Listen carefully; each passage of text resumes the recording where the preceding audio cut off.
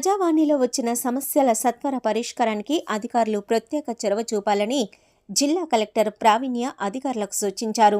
Collectorate grievance హాల్లో సోమవారం నిర్వహించిన ప్రజావాణి కార్యక్రమానికి వివిధ సమస్యలపై జిల్లా నలుమూలల నుంచి వచ్చిన ప్రజల నుండి జిల్లా కలెక్టర్ ప్రావీణ్య, అడిషనల్ కలెక్టర్లు మాధురి, పాండు, నారాయణఖేడ్ సబ్ కలెక్టర్ ఉమా హారతిలతో కలిసి వినతులను స్వీకరించారు.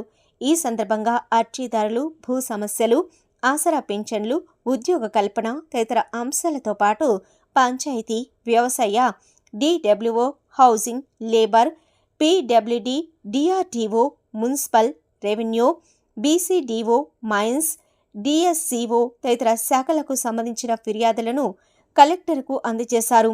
ఆయా వినతులను పరిశీలించి ఎప్పటికప్పుడు పరిష్కరించాలని కలెక్టర్ సంబంధిత శాఖల అధికారులకు ఆదేశించారు.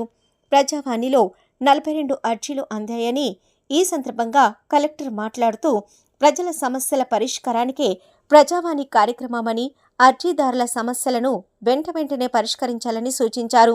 ఈ కార్యక్రమంలో అదనపు సబ్ కలెక్టర్ ఉమాహారతి, వివిధ శాఖల జిల్లా అధికారులు, రెవెన్యూ డివిజనల్ అధికారులు, మున్సిపల్ కమిషనర్లు, కలెక్టరేట్ ఏవో, ప్రజలు పాల్గొన్నారు.